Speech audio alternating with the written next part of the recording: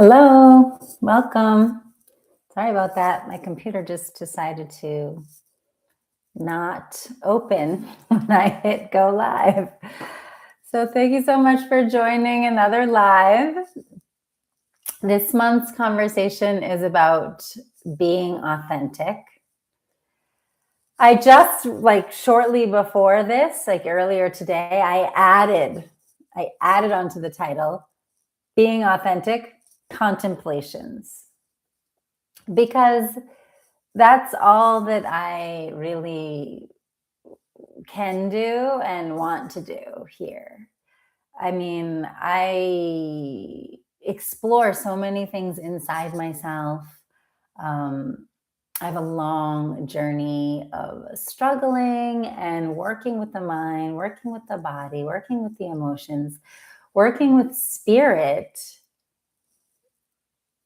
and it leads me to, and then also like sharing and teaching a lot of that to people, so it leads me to be in this contemplation place often, like, what do I feel about that? And then I like to use this channel to talk about these things because I don't know, I feel like these are the things that we um that are like good to talk about. And usually I don't find places where I can talk about them otherwise because not everybody is interested. um, and I find often a lot of times people are interested in things that I'm not that interested in, but these are the things that I'm deeply interested in that I share here on this channel. So thank you for joining. Thank you for being interested along with me. And I want to explore being authentic today. I even want to start by asking you, what does being authentic mean to you? And if you're watching the replay, you're welcome to share in the comments. And if you're here, you're welcome to share or not. I'm going to kind of just chat about what I feel like it means to me as I go through this. Yes, Tammy, thank you. Not everyone is interested in going deep. That's right. But deep is the place where I like to go, where I kind of live inside and inner world. And it's always just pulled my attention. So inner work is fascinating to me and something I like to share. Okay, Tammy says, authentic means being real and vulnerable even when it's scary. Beautiful. Being real and vulnerable even when it's scary. Great. I love those words, real and vulnerable. I also think of the word real. And vulnerable is an interesting word because vulnerable is like, yeah, you're touching that place behind the mask, right? So that place feels raw and so therefore scary. I agree with that. I want to talk about those things too. A friend yesterday, I was telling him I was going to be doing this topic, and he mentioned the word honesty. Being authentic to him was being honest.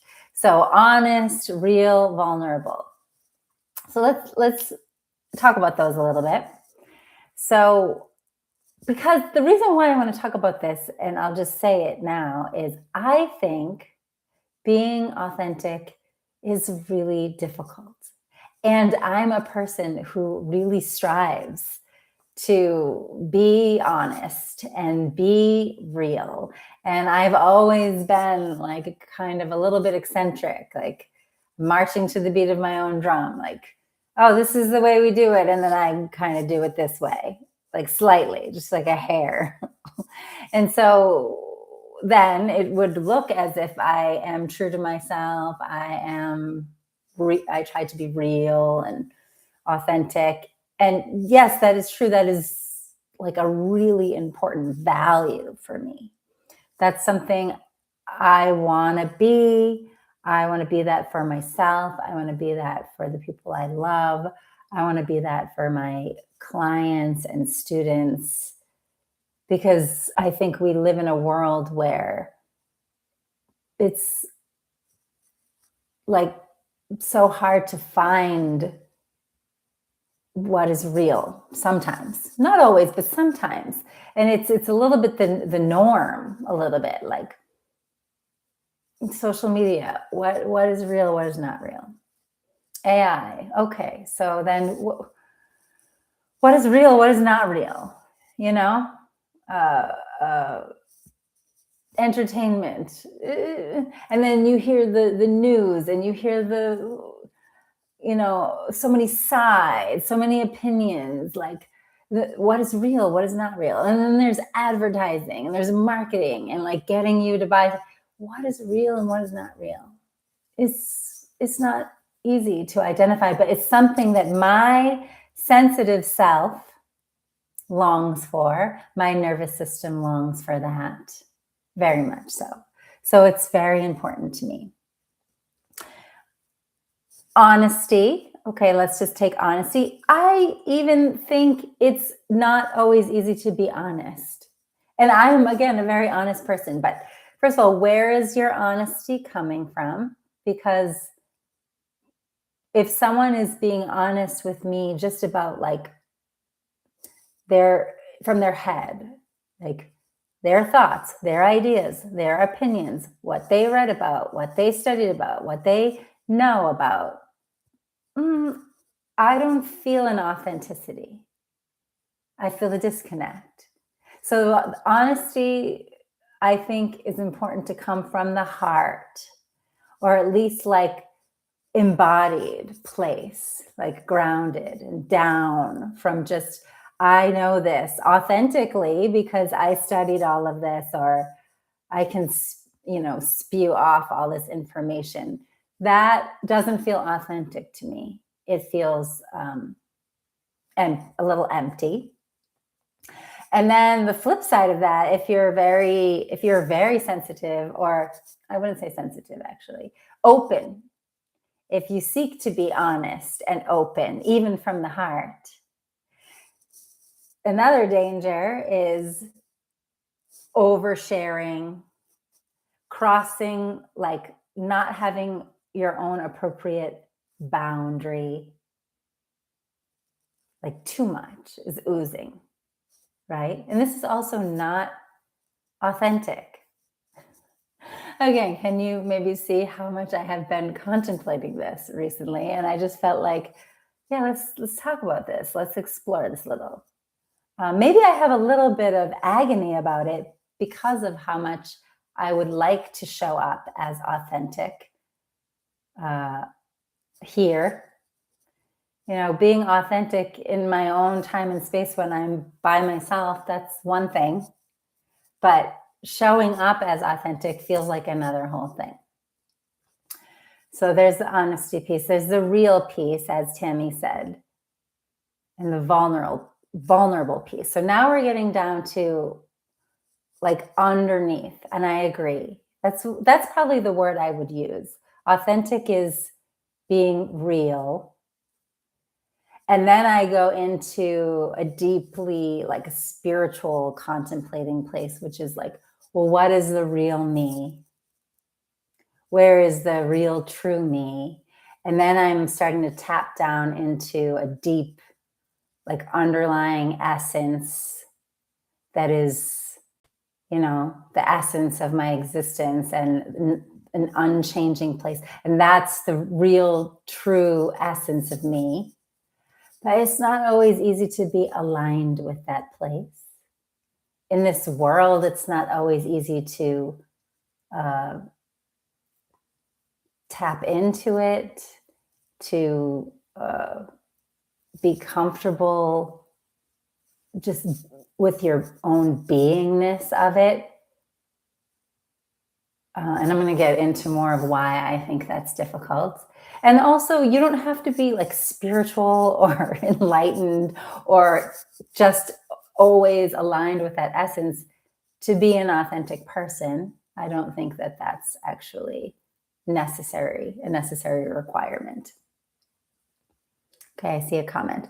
Oversharing was something I've struggled with in the past, which makes it sketchy now, and I'm learning to be truly vulnerable without overdoing it. Yeah, I know. It's a challenge. It's a challenge when you're open and you're heartfelt and you want to be honest and you want to be real and you're excited or passionate about something and you want to express.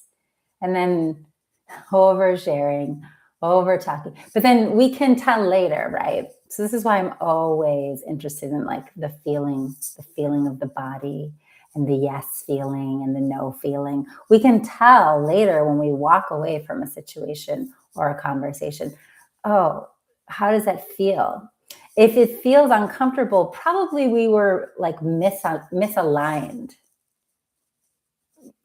Not 100%, but likely. The body, the uncomfortable feeling in the body can mean, oh, I was a little bit like misaligned. So I'm getting towards, okay, well, what does that mean then? What does that mean? So first, let me just go back and say, I'm looking at my little notes here. Let me just go back and say that I was mentioning, I don't think you have to be like only spiritual people are authentic or something like this. I don't think anything like that. It's about like the inside of you matching the outside, right? Like if you just think for a moment, other people and being in the presence of other people, when you feel like, oh, that's an authentic person, you might feel like the inside matches the outside. And there's a feeling there. So like what they say, what they do, and how they make you feel, it's all feels like coherent. It feels connected. Like there's not like a mismatch. Do you understand what I mean? So I have known people who they're saying something, their actions may or may not be aligned with what they're saying, but it feels off to me somehow. And I get really confused, right? So if you're very sensitive, you can feel triggered and confused and unsafe. If you're in the presence of someone who's being inauthentic, it feels like weird inside. So they're talking, their action, the feeling is aligned. I think this is also authenticity. Now I'm not so much talking about myself, but I'm talking about what I feel from others. But I'm getting there because this is connected to my own authenticity. But let me read the notes. Hold on a second. The comments. Misalignment is a good word for it. Yes, living in alignment is walking the talk. Yes, the energy has to match as well. Thank you, Tammy. Thank you for understanding what I'm putting out there and for agreeing. Yeah, and it's not easy. Again, in this life,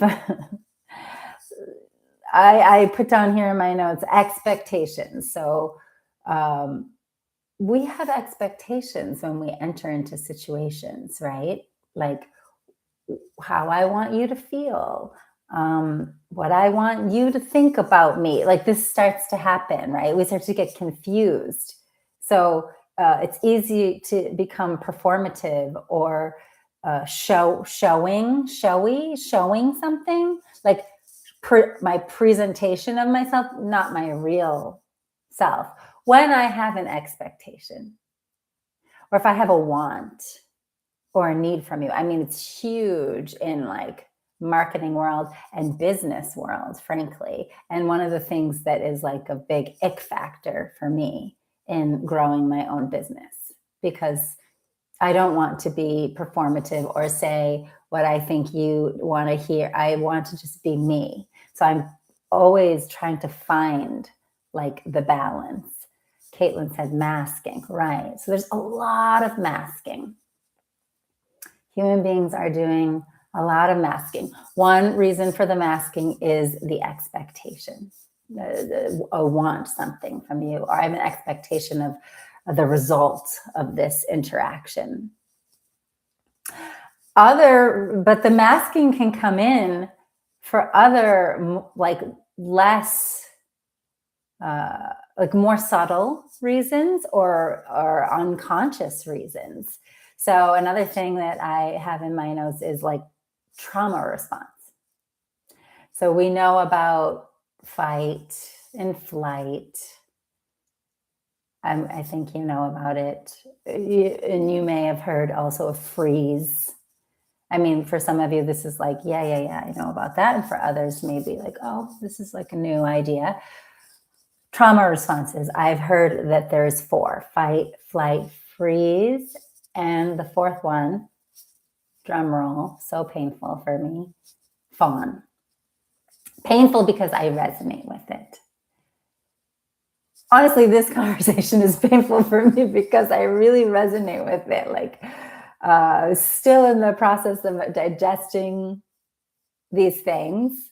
Again, I'm going to get to why, but let's talk first about this trauma aspect. Tammy said self-protection. Right. So the trauma response are like ways of protecting yourself when you don't feel safe, when you feel threatened.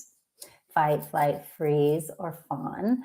Now, when I look back on myself, past and present, I see a lot of freeze and fawn response from myself. So fawn, you know what fawn means, right? Like fawn is then we're like become, to stay safe, to make ourselves feel safe, then we try to please. We fawn. We try to follow. We try to be kind, like don't make ripples, like be good. My partner, who's also adopted, always uses this term, the good adoptee. It's very common in the adoption world, trying to be good, to be safe. I don't think only adopted people do that. This is a trauma response. A lot of people do that. They say if the trauma is like ongoing, if it's sort of extreme and ongoing, the system, couldn't solve it from fighting, couldn't solve it from flighting, froze, and then kind of figured out that to be safe, it could just be fawn, be nice its way out of danger, make everything good, calm, good, happy, peaceful, like keep the peace.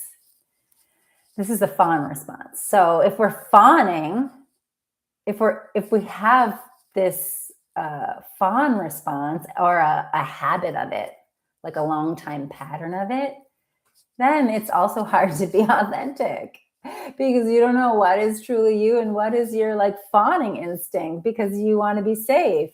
And of course we want to be safe. Like this is baked into the human ego and survival mode. So these are like really deep things. But it's hard to be authentic when that trauma response is in the driver's seat. And sometimes we don't even know it's in the driver's seat. If it's been like running in the background for so long, we don't even realize it. Tammy said the chameleon mode. Yes, 100% chameleoning, being sitting in front of the person in front of you, sitting with the person in front of you and making yourself a chameleon to what they like, what's okay for them, like what's going to make this go well, what's going to make this person maybe treat me kindly or see me in a positive light, and then I'll be safe. So ultimately, and this is sort of my main point here that I have gotten down to in my own contemplations, is all of the, like what I'm talking about is all like our parts. So you've heard me talk a lot about parts, our different inner parts that are unintegrated, that are still like charged. We haven't processed with them yet. We haven't integrated with them yet. Maybe they're still even in the shadow, like we haven't even seen them yet. They're like driving the car, right? They're driving the car. When we're not aware, they get in the driver's seat And they're the ones kind of, we're making our choices unconsciously based on them, their wants, their needs, where our behaviors are coming out from those places. So that is not our authentic self. Like that, those are parts of ourselves that are part of me.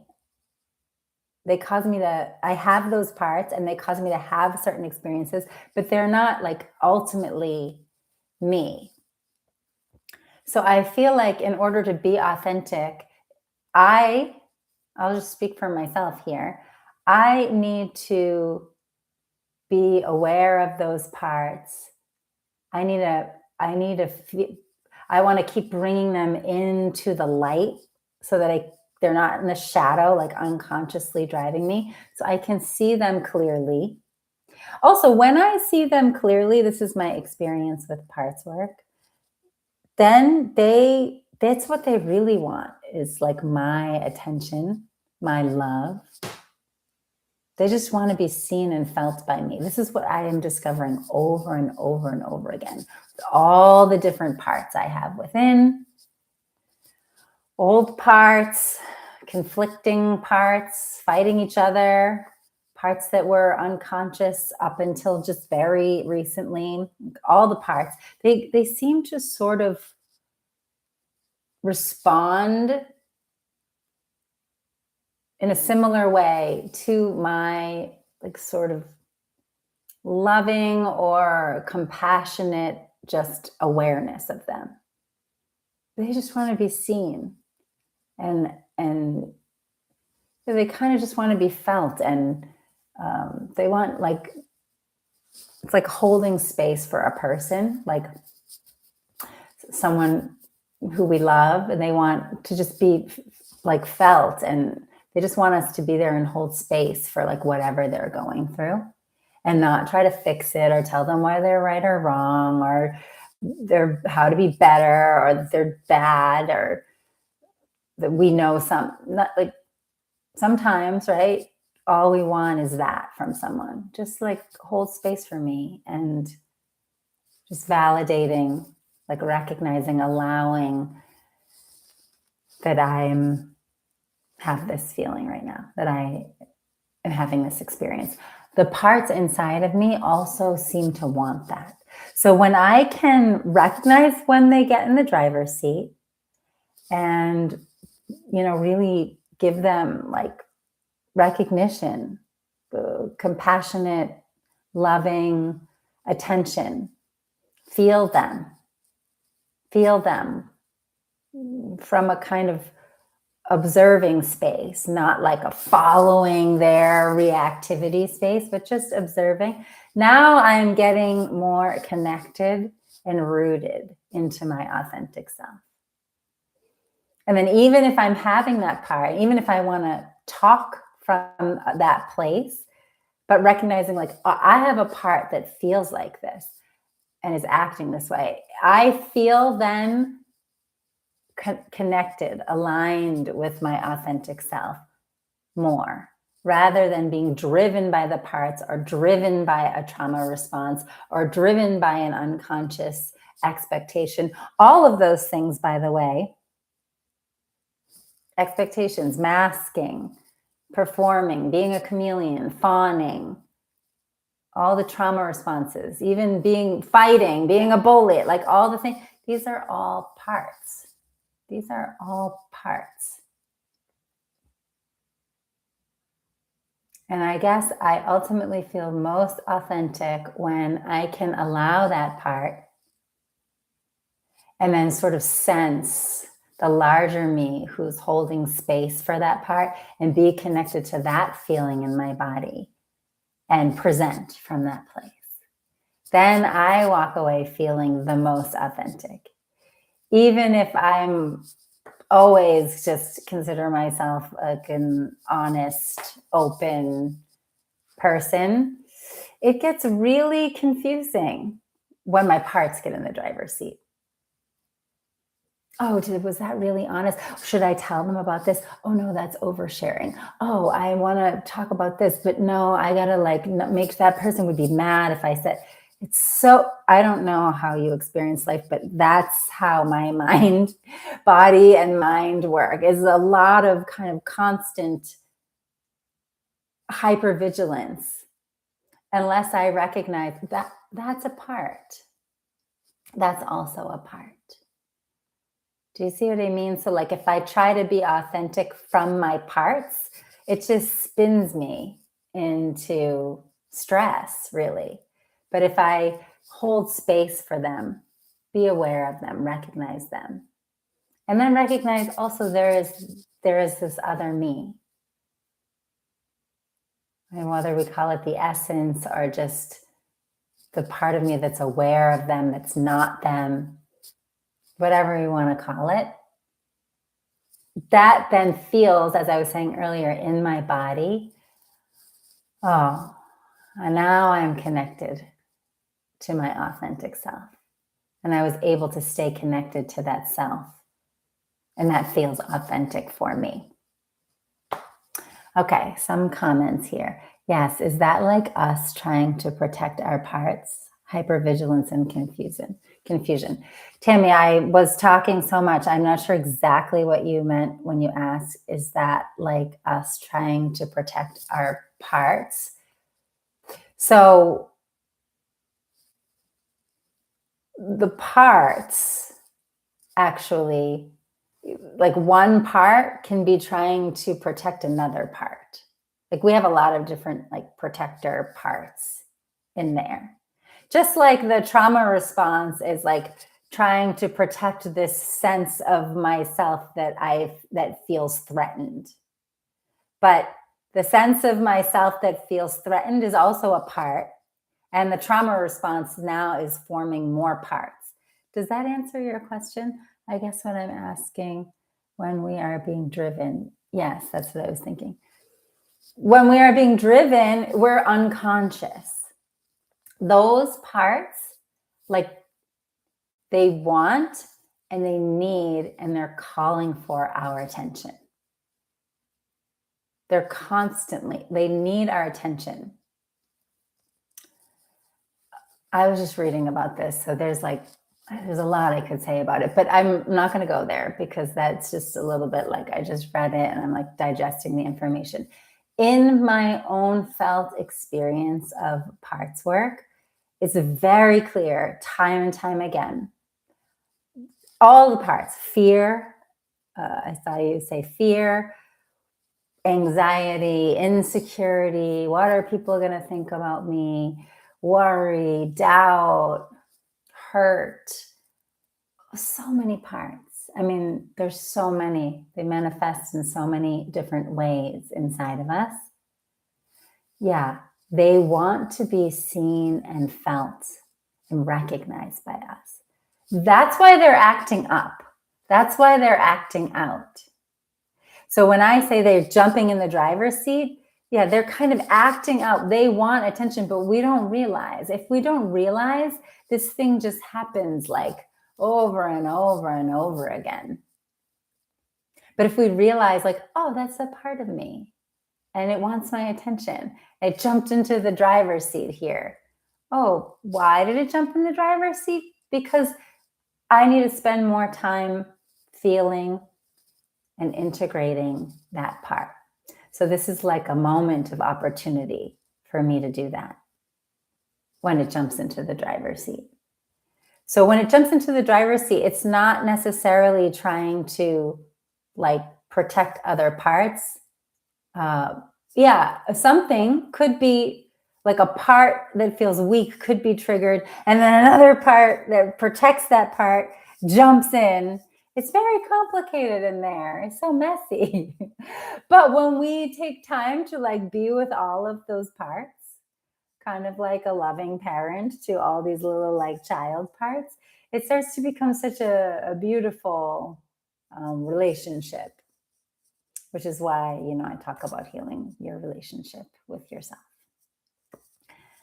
And I feel like in doing that, like discovering these parts that have been otherwise unconscious and driving the car without us realizing it, driving our lives without us realizing it. In doing that, yeah, we're strengthening the self that can be non-judgmental and unconditional and compassionate to the parts. And therefore, we're now strengthening our connection to the authentic self. And we're doing an authentic journey with the parts, right? Like I'm not here to criticize those parts. Like, oh, they're inauthentic. I just feel not authentic if the part was sort of driving. It's not easy. This is like effort. But it's like the joy of inner work for me. It's the joy of it all, because we're human beings. We're having this experience on earth. It seems like it's very external, like there's so much going on in the world and around us, and there's so much we need to do. We need to work. We have these relationships. We have these responsibilities. But we as human beings also have this very vast inner landscape. And the inside reflects on the outside. So I am here to say again and again, I truly believe and feel it is just as important to take care of your inner world as it is to take care of your outer world. Even your outer self, right? Your body and shower every day, your hair, your clothes. Like we care so much about these things. And then that's fine. That's great. And I think we need to keep increasing to create a balance how much we also are interested in our inner landscape and these parts and what's driving me. And am I really being authentic, or is there some misalignment? Is there a disconnect? And no judgment. It doesn't make me bad or wrong. Like, oh, that's interesting. Let's feel into that more.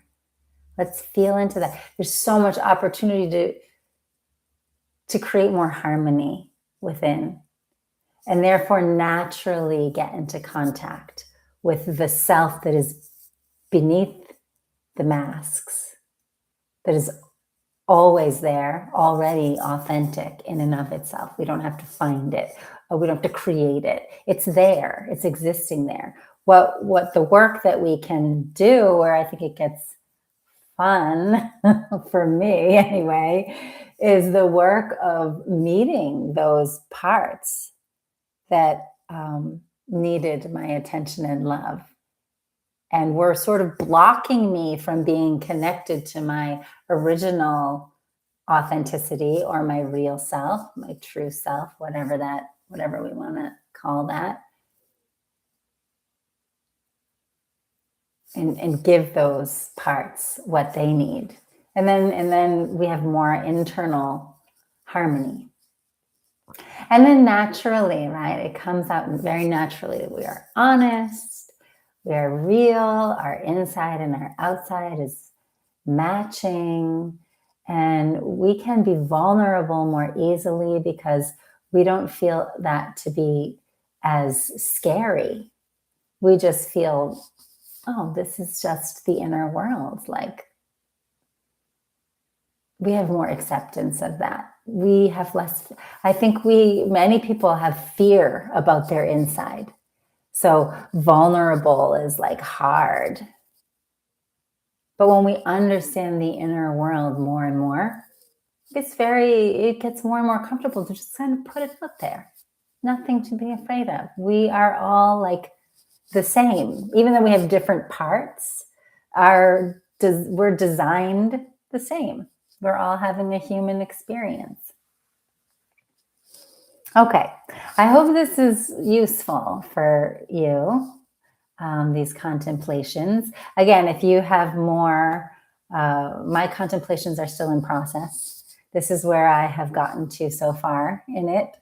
I'm happy to hear your comments, your questions, your sharing. Thank you for those of you engaging in the chat, or you can, put it in the comments later if you watch this later. Tammy said, we are stronger when all the parts are integrated. Yeah, I feel like the strength comes from, because then we are just more, we have easier access, we have direct access to our authentic self. And that self is incredibly strong. I mean, that invisible self is incredibly strong. It's the strongest thing because it's the unchanging aspect of our existence. It's just strong and soft at the same time. It's rooted. It's the center of myself. So it has a great strength that comes out from the center. So yeah, I feel that integration is so important. I continue my integration journey. And I think on the path to authenticity, this is what I wish that we were exploring, as much as we're exploring so many external things. Tammy, vulnerability feels like weakness, and we get to be who we are. And we get to be who we are, and it's our greatest strength. Yes, a firm foundation. I see.